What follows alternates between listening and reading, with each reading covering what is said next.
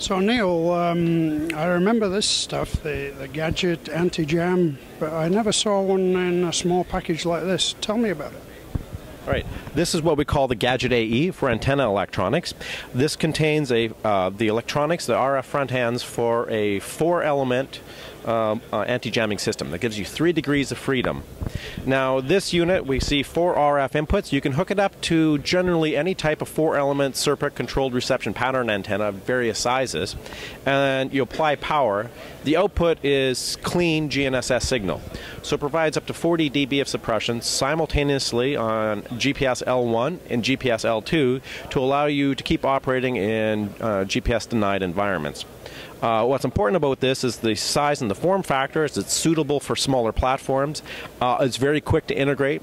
This unit is flying missions around the clock in various parts of the world where there is GPS jamming. And what it allows us, our customers, to do is to integrate it fastly for those missions and then keep on operating those missions in the face of jamming.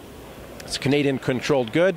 The nice thing about the Canadian government and our Department of Foreign Affairs is they're able to follow the export rules, and we're able to get export permits very quickly for rapid deployment.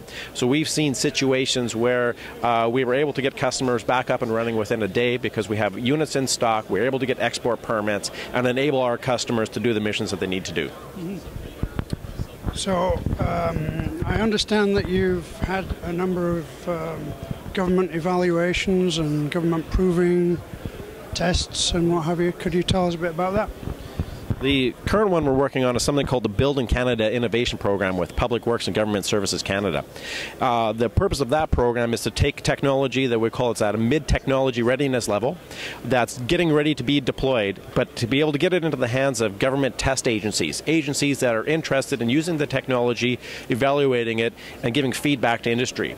So in the case of the Gadget AE, right now we're partnered with the Canadian Army Department of Land Requirements, and their mandate is to make the requirements for the Canadian Army and the Canadian Forces in general to say what kind of new technology should be put on new platforms. So we're very excited this fall to be able to be providing them Gadget AEs that they're going to test on Canadian Army equipment, on field trials at Canadian Forces Base Petawawa, where they're going to fully evaluate it and then provide us feedback, and then hopefully we can work with them closely on future deployments. Good, very good. What about this guy down here? This weighs a little. The packaging looks very military.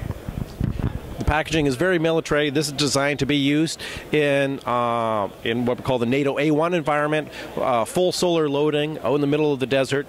The idea behind this is because the Gadget 710 ML for military land vehicles. It includes a 7-element SERPA inside of it, as well as all the electronics. So by applying DC power, you can add this to the external part of a vehicle, and immediately you're back up and running in a GPS-denied environment. This has also been evaluated by the Canadian Army as part of the Build in Canada Innovation Program. They tested it and evaluated it last year and provided us very valuable feedback, and we're very impressed with the performance. It's also been used by the U.S. Army as part of the Rapid Innovation Fund that we're able to provide some units to them.